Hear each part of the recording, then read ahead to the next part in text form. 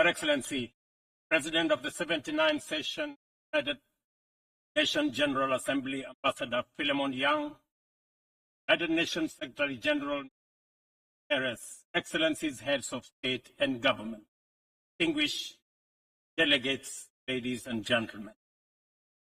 I congratulate you, Ambassador Philemon Yang, on your well-deserved election as President of the session of the General Assembly.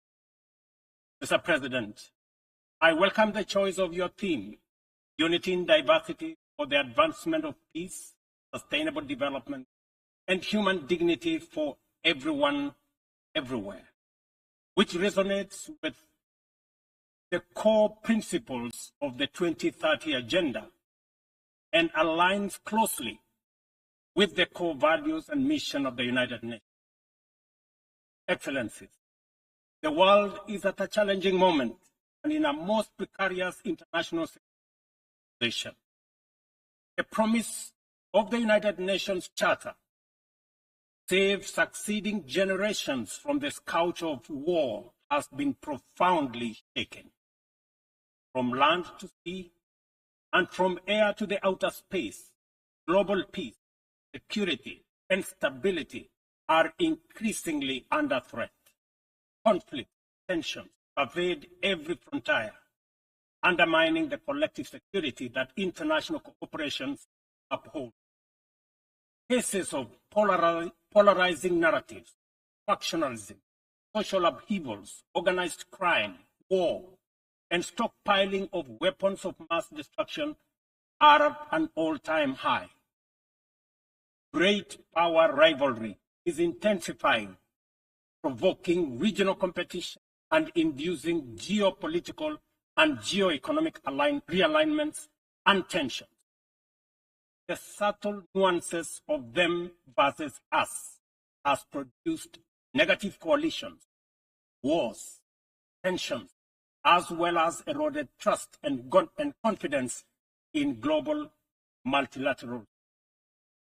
From Gaza, Darfur, Ukraine, Yemen, Eastern DRC, the Sudan, Sahel, and the criminality in Haiti, conflict is inflicting a trail of destruction of life and livelihoods in historic. These conflicts have become battlegrounds for armed factions, external interventions, and proxy wars, resulting in unprecedented anarchic situations and long-lasting negative repercussions on global stability and economic development. The world cannot realize security and shared prosperity when emphasis is being put on what divides rather than what brings us together. We must therefore promote approaches that support positive competition for all. Perilous security landscape is further complicated by emerging threats stemming from human advancement, cybersecurity threats, and sophisticated cyber attacks on critical infrastructure pose significant risks to national security and global stability. Furthermore, the proliferation of advanced technologies such as artificial intelligence in the military domain and autonomous weapons systems has introduced new challenges to arms control and international regulation. Regrettably, the world's most powerful states have increasingly been unilateralism and militarization over dialogue and diplomacy. As a consequence, the capacity of our multilateral maintain and enforce peace, even in national crisis with significant regional impacts, is severely undermined. Even worse, a resurgence of nuclear arms race, buoyed by the intensifying geopolitical rivalry tensions, has made the possibility of a catastrophic nuclear warfare a real possibility. Our vision of a world free from nuclear weapons and other weapons of destruction dying incrementally. We must not sit back and leave the future of upcoming generations. We must intentionally rise to the occasion, meet the challenges of our time by reaffirming the core values of the UN Charter. We need to muster the political will and collectively reinforce our diplomatic efforts to confront the security threats through comprehensive, multi-pronged, and context-specific approaches. Excellencies, Kenya's commitment to international security is unwavering. We continue investing in efforts that promote stability and harmony both within our region and beyond.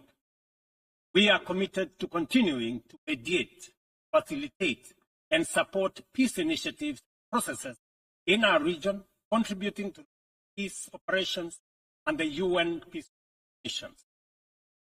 Through our participation in the Africa Union Transition Mission in Somalia, we have stood side by side with our sisterly neighbor, Somalia, in their fight against Al-Shabaab. We are proud that Somalia will soon take up a seat as a non-permanent member of the Security Council, underscoring the tremendous progress achieved consolidating peace and stability in that country. The UN must, however, continue to support Somalia in forging an agreement on the post-2024 security support.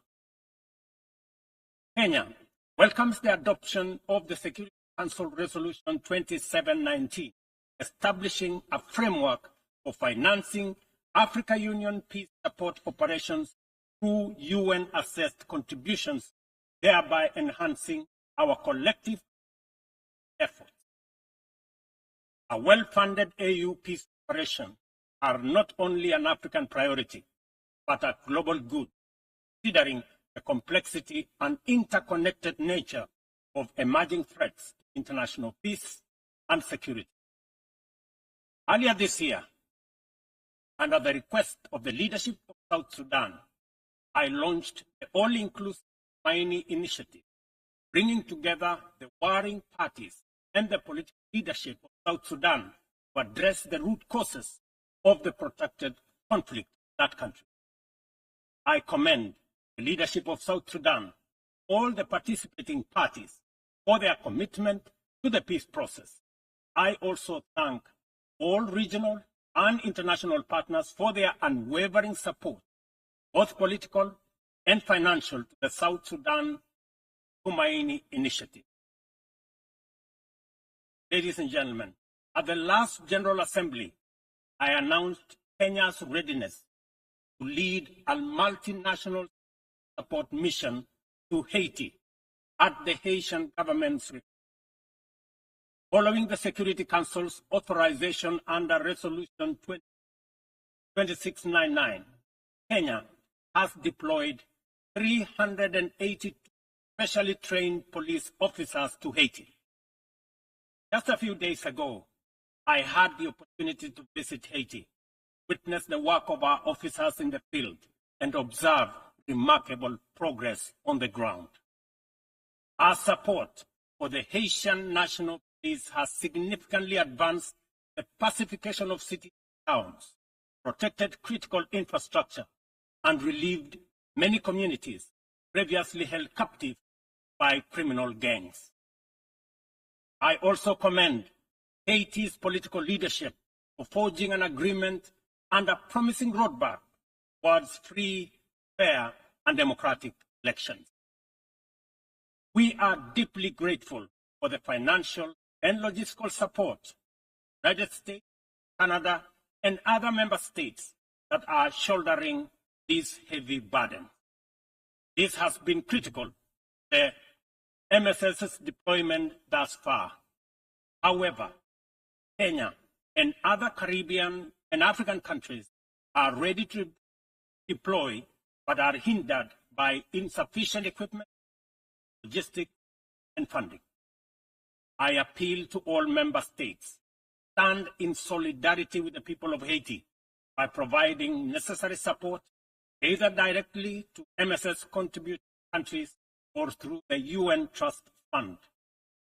I must emphasize, however, that Kenya will deploy the additional contingent towards attaining the target of all the 2,500 police officers by January next year. The progress so far in Haiti demonstrates that what was once deemed mission possible is indeed a present and undeniable ability. Mr. President, we must candidly acknowledge that international cooperation in its current form has clear limits. It is constrained by entrenched systems, structures that prevent effective action and meaningful progress. Since the last General Assembly, the global situation has deteriorated across multiple. Conflicts have deepened, economic disparities have widened, and the climate crisis has intensified. To address these challenges, we must rethink and reform global collaboration mechanisms, making them much more responsive, adaptable, and impactful. The existing international architecture represented by the UN Council continues to hamper efforts to maintain international peace and security. The Council is, by all intents and purposes, dysfunctional, undemocratic, non-inclusive, unaccountable, autocratic, and at best, opaque. An institution that excludes 54 African countries with 1.4 billion people, while allowing one nation to veto decisions of the remaining 193 member states in the 21st century, is simply unacceptable. We must urgently seek to make the Security Council representative, inclusive, transparent, democratic, effective, and accountable. In Africa, we are not advocating for reform and collective action solely at the UN. In fact, we are also in the process of comprehensively reforming the African Union to become a fit-for-purpose institution that can effectively represent African nations globally and deliver prosperity. Excellent. Peace and development are inseparable pillars. One cannot flourish without the other. Yet, 2024 Sustainable Development Goals remains a bleak. Only 17% of targets are on track. Nearly half show minimal or moderate progress, and over one-third have stalled or regressed. The COVID-19 pandemic, escalating conflict, geopolitical tensions, climate change have severely impacted progress towards the SDG and the Paris Agreement. Inadequate and unsustainable means of implementation, particularly in financing, technical, and capacity building, continue to obstruct our efforts to realize the 2030 agenda. Biased methodologies employed by credit rating agencies further disadvantage African countries, making it more difficult to access affordable financing from international capital markets. Additionally, unilateral economic, financial, and trade measures only impede the full achievement of economic and social development, but also undermine the international cooperation, mutual respect, and sovereignty. Let us pause and reflect on the significance of this prediction. Many countries in the global south are focused in buying medicine and hospital equipment or paying their debt obligations. And between buying textbooks, school-going children, or paying their debt obligations, they are forced to choose between hiring teachers, making sure that there is equipment in school, or paying their debt. I can go on and on. This is not an abstract illustration detached from daily reality, but the normal experience of millions of ordinary people. One must wonder what goes on in the minds of those who prioritize economic returns over people. Ladies and gentlemen, what really happened to humanity?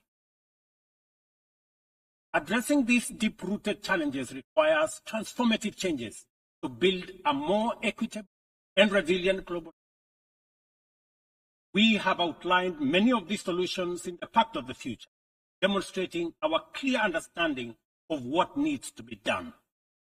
However, we have yet to master the political will necessary to turn these commitments into action. It is a fundamental principle of development that no nation can achieve lasting prosperity if its neighbors remain impoverished.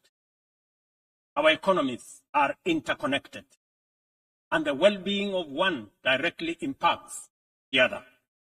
We must ensure that developing countries have the necessary foundations to claim their rightful place in the 21st century global economy. This is not just a moral and fair imperative. It is a strategic necessity to address systemic challenges such as migration, labor market disparities, climate change, and global security. Strengthening these foundations requires reforming the international financial architecture, facilitating debt relief, concessional long-term at-scale financing, grants, and de-risking lending instruments is essential to increasing investment to develop vital infrastructure and expand critical sectors. Consider Africa's immense untapped potential in energy resources. Harnessing this potential is critical not only for the continent's economic resilience, but also for global priorities like accelerating the transition, combating climate change, and diversifying supply chains. Energy-hungry industries such as data centers, mineral processing, and manufacturing are seeking clean and affordable sources, which Africa can provide in abundance. Yet, out of the 500 gigawatts of renewable energy added to the global mix in 2023, Africa accounted for less than 3 gigawatts. How is this? Given the continent's vast natural skilled workforce and massive energy needs, we cannot allow Africa to be left behind this time round. Affordable financing is essential, but so are transformative policies and inclusive fair trade practices, market access, inclusive international tax cooperation, technology transfer, and capacity building. This is why, at COP28, we launched the Africa Green Industrialization Initiative, aimed at unlocking investment for the continent's immense opportunities. This Pan-African initiative promotes large-scale, high-impact, and bankable green industrial and infrastructure projects. Next month, in Nairobi, we will host an investment forum for the Accelerated Partnership for Renewables in Energy, attract investments for the untapped potential in solar, wind, geothermal, and hydropower. Globally, we also need to improve the tools we already have. The SDG Stimulus Fund, initiated by the Secretary General in requires our joint support to succeed, including from multilateral development. Similarly, replenishing the International Development Association, IDA, is essential to provide concessional loans to the world's poorest nations. Earlier this year, I hosted the IDA 21 Replenishment Summit in Nairobi, where African leadership reaffirmed the critical importance of IDA for developing countries and called for an ambitious replenishment of US dollars 120 billion. Our collective efforts must include trust and accountability to ensure that we fulfill our promises and our commitments. Additionally, we launched the Africa Club, the Alliance of African Multilateral Financial Institutions, to strengthen and support Africa's position in the global financial architecture. This body will serve as a powerful negotiator on behalf of the continent, coordinate with global financial institutions, and leverage African country balance sheet to increase investment and create jobs in Africa. We believe that African institutions such as the Afri-Exim Bank, Trade and Development Bank, the Africa Finance Corporation, among others, understand the continent even better. As part of the reform of the international financial architecture, we must not only reform the multilateral institutions, but also support and stop bias against these African institutions. Excellencies, ladies and gentlemen, climate change remains one of the greatest challenges of our time. Biodiversity pollution have created environmental crises that upend lives, reverse progress in poverty reduction, and strain ecosystems. They are breaking. Extreme weather conditions continue to hinder the development of many countries, especially in Africa, where severe climate-related hazards are becoming more frequent and more intense. In 2022, over 110 million people in Africa were directly affected by climate-related disasters, resulting in more than $8.5 billion in economic damages. According to the Emergency Event Database, there were approximately 5,000 fatalities, though the toll likely to be higher due to underreporting. We are at a crossroads, and the path to correcting the climate course is clear. COP29, held this November in Baku, Azerbaijan, presents a critical milestone in ensuring that the solutions we implement are rooted in fairness and opportunity for everybody. However, the new climate financing goal expected at COP29 faces significant hurdles as deep disagreements persist over who should contribute and how much funding is. Without swift resolution, these divisions risk derailing our collective progress on climate action, just as the global situation becomes urgent. Let me be clear. Political posturing and inaction will neither protect the vulnerable from the consequences of a runaway climate crisis, nor save our civilization from ecosystem collapse.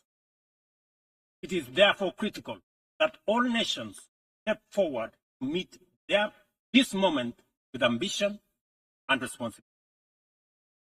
As we confront the escalating impacts of climate change, we must also recognize the interconnected environmental challenges we face, such as plastic pollution, which continues to wreak havoc on ecosystems and threatens global sustainability.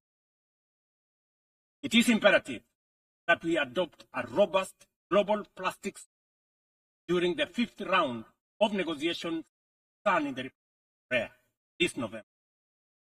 Kenya fully supports an ambitious outcome and the African proposal to establish the Secretariat in Nairobi, thereby reinforcing UNEP's role. It is indeed unfortunate and regrettable, gentlemen, that UNEP is the only body where secretariats of conventions created under it are increasingly being carved out and located elsewhere. UNEP, being one of only 2 UN headquarters in the global south, must not be cannibalized for whatever purpose, reason, let alone excuse. Mr. President, as the host country of UNEP and UN Habitat, I take this opportunity to thank the Assembly for approving the upgrade of the at the United Nations in Nairobi, the largest UN campus in the world. This project includes the construction of new office space and the design of ultra-modern conference facilities. These developments mark a significant milestone towards enhancing the quality and accessibility of secretariat services in member states. Not only will they serve current needs, but they will also strengthen the success of multilateralism. We look forward to the Assembly's continued support as construction begins in 2025. It will be critical to ensure that UNON receives sustainable and predictable for the timely completion of this upgrade. Kenya will continue to play its part in ensuring that UNON fulfills its mandate. Accordingly, the government of Kenya has undertaken extensive improvements and expansion of physical infrastructure around the complex and will continue working towards making Nairobi a regional and humanitarian hub of the United Nations. Mr. President, Excellencies, gentlemen, as we reflect the theme of this session, the call for unity in diversity in the pursuit of peace, development, and human dignity, it is evident that we must reimagine international cooperation to align with the complex realities of the 21st century. Our actions must reflect our ambition and commitment for a world where progress is measured not just by economic growth, but by the well-being, rights, and dignity of every person. The challenges we face, climate crisis, economic inequality, demand a bold rethinking of how we work together, grounded in mutual respect and shared responsibility. The achievement of sustainable development cannot be reserved for the privileged. It must be a shared success that uplifts all nations, transcending borders and disparities. Our collective efforts to combat climate change must be rooted in fairness and equity, ensuring that no nation or community bears a disproportionate burden. This is our shared journey. We must have a say in the choices we make. We must move beyond outdated paradigms of power and influence, create a system of international cooperation that reflects the aspirations and dignity of every human being. We must embrace a new vision of global solidarity, one that upholds inclusivity. It is within our power to build a world that embodies the spirit of the United Nations, a world where every voice is heard, every life is valued, and global progress is shared by all. This is the cooperation our people expect, our future demands, and it is the commitment we must deliver. I thank you.